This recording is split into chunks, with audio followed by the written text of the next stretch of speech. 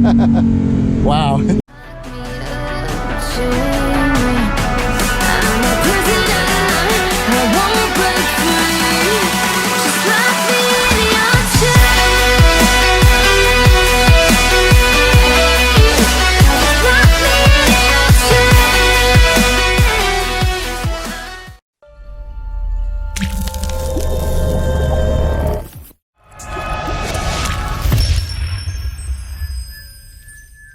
Hey guys, it's Glenn from glenscarcollection.com, and today we're reviewing the 2018 Lamborghini Huracan Performante. Now, Performante is basically the track version of the Lamborghini Huracan. Huracan you can get in rear drive or all-wheel drive. This Performante is all-wheel drive, 631 horsepower from a 5.2-liter V10, 443 foot-pounds of torque. As you know, I have a V10 R8, but this gives you more horsepower and is more of a track car. Now, this would compete against the McLaren 600 LT that we reviewed about a month ago. So check out that video as well, because we'll do kind of a comparison between the two. So here you have center lock wheels. You have Trofeo R tires. So very sticky, almost like a Cup 2 tire, P0s. Now, this car has the R8 essentially has a 5-inch longer wheelbase, and it all goes to interior room. So I'm 6 feet tall, and I barely clear this roof here. Maybe 6'2" would be the max. So let's check out the hood and the trunk. What do we got here? I think we got both. There we go. And let's see if we can get both to open. All right, so let's do the trunk first. So the trunk is very similar to my R8 trunk, and I don't think it's going to be that deep, which we'll check out in a minute. Oh wow, so it's really small. So my R8 trunk is bigger. Again, it's a mid-engine car, so you can see how sloped this comes down, right? Because there's no engine in front. So this has a more, the R8 has a blockier look than this. This slopes down more, so unfortunately that takes away from trunk space.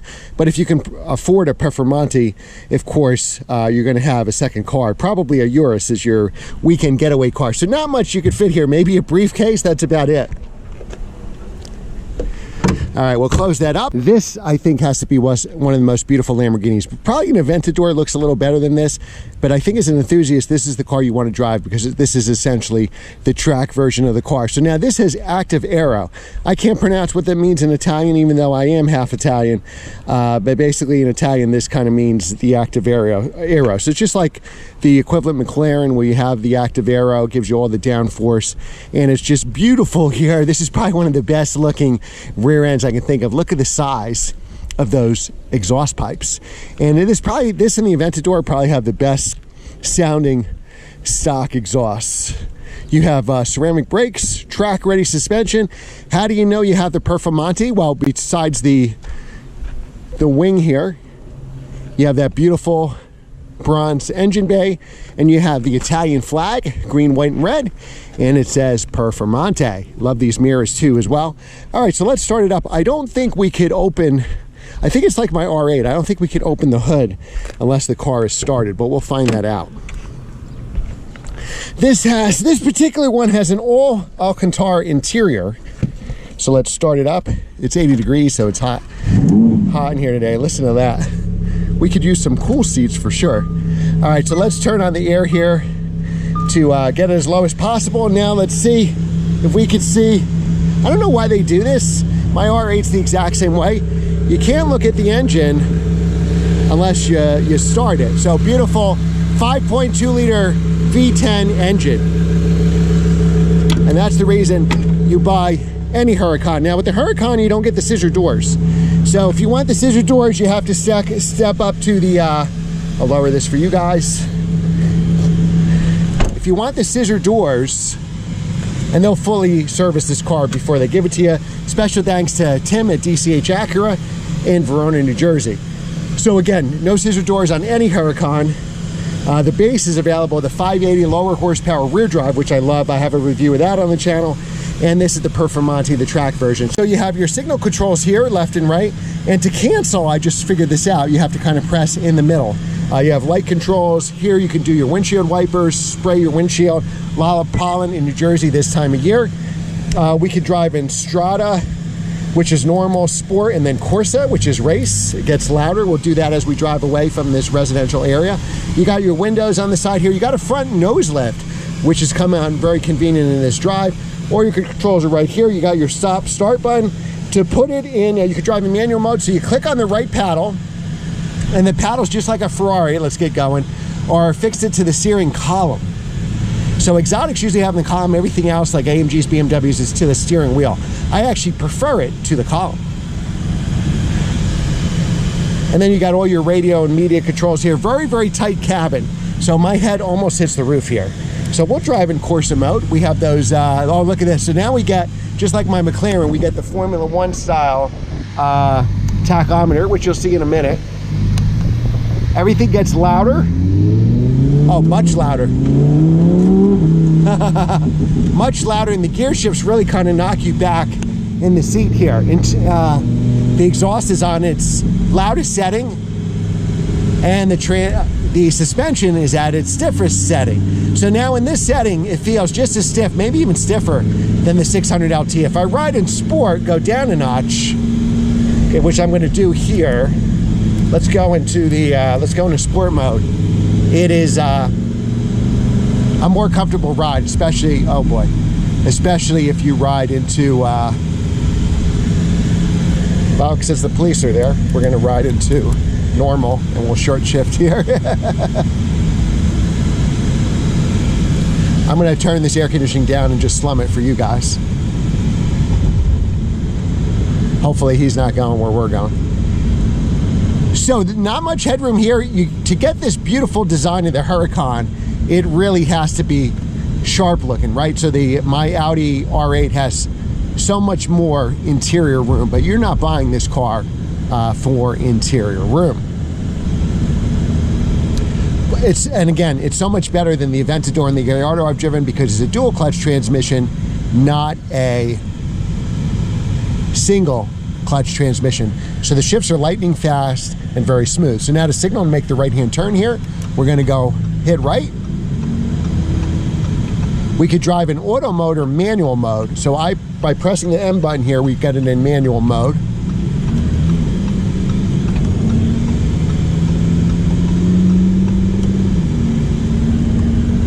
All right, so then we drive like this. It's a normal car. We're in Strada, which is the normal. Then we would go in sport, go into Corsa.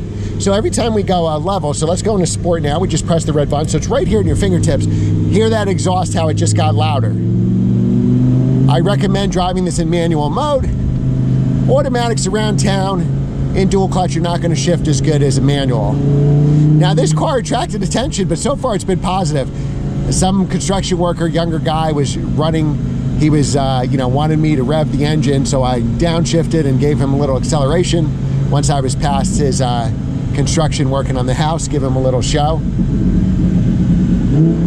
I've been lucky with this channel to have 900 different cars reviewed, and this may be number one. Let's see. All right, so we're going to try it on the twisties here.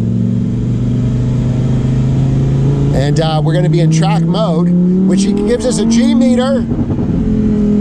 The loudest cracks and pops from the exhaust, and this tachometer, so your gears are front and center. We'll do a little acceleration here.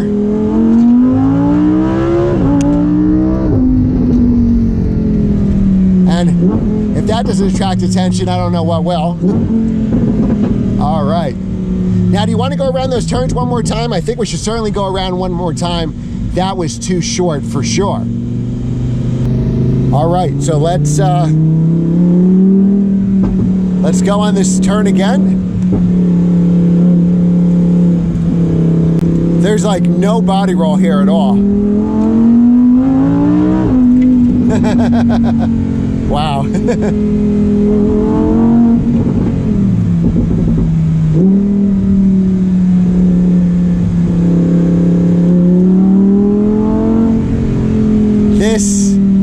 This and the Aventador are probably one of the two best cars, sounding cars I've ever driven. Now this is light years better from an enthusiast driving, not a show. An Aventador may put on a better show than this.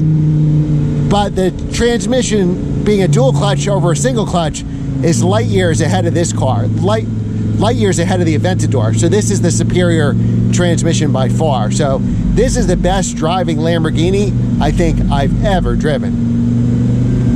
I will be sad to give this car back to Tim. Tim, I want this car. And as Tim would say, you could buy this car, you just have to sell me your cars. But this car is amazing. I can see why, I can see selling everything for one of these. All right, so now that we've done the turns twice, let's see how it does as a daily driver. So what I'm gonna do now is I'm gonna put it in automatic mode, and let's see how this thing will shift for itself. Usually a dual clutch is fine. Around town, it's not the best, but where you get the best out of it is curvy roads we were just in, where you have lightning fast upshifts and lightning fast downshifts.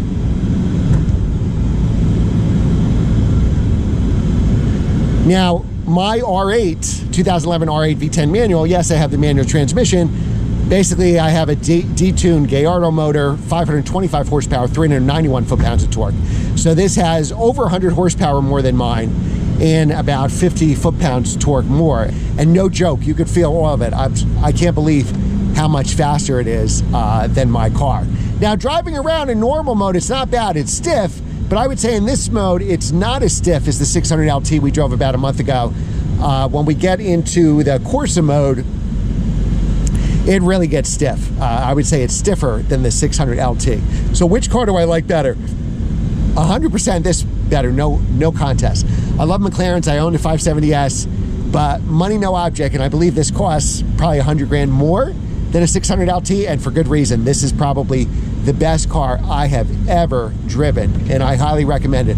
If you could if you could afford a Performante, I would get this car. Now, if I was just looking at a regular Huracan, I think if I was looking at a regular Huracan, I'd probably get the rear drive, but used Huracans are like 180, like Performantes will be in the 300 range, if you could find even one for sale. And again, special thanks to DCH Acura, you could buy this car today.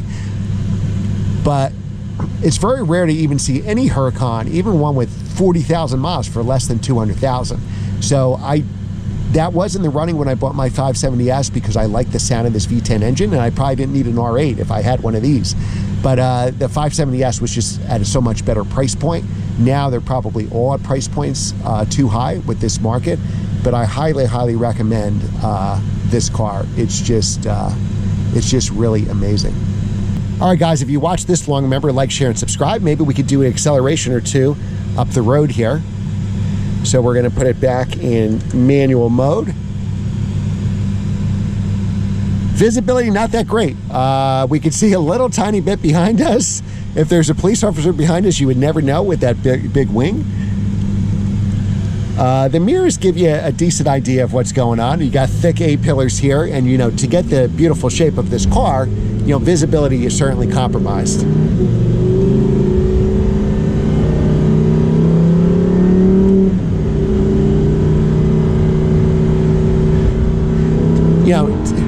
Downsides of this car, besides price, of course, they're going to be there's a lot of attention. So far, the attention is positive, but let's go into sport mode.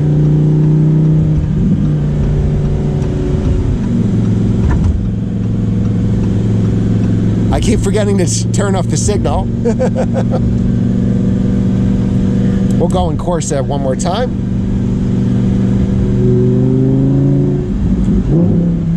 Again, 1,000 videos on this channel, about 900 different cars, if I remember correctly. And I think this is #1. It really is. I would say the 720S was up there. The 2006 Ford GT, because that was a manual. But I think if I won Powerball tomorrow or closed the biggest real estate deal in the world, I would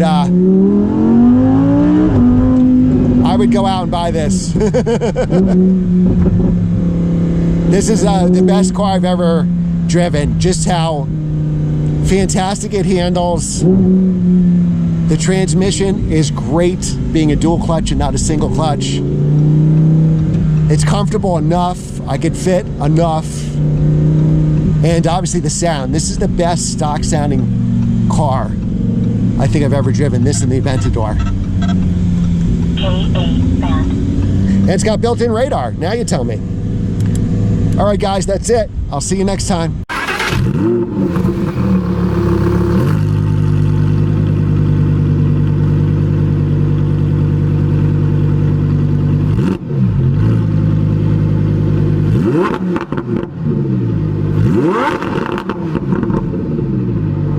What?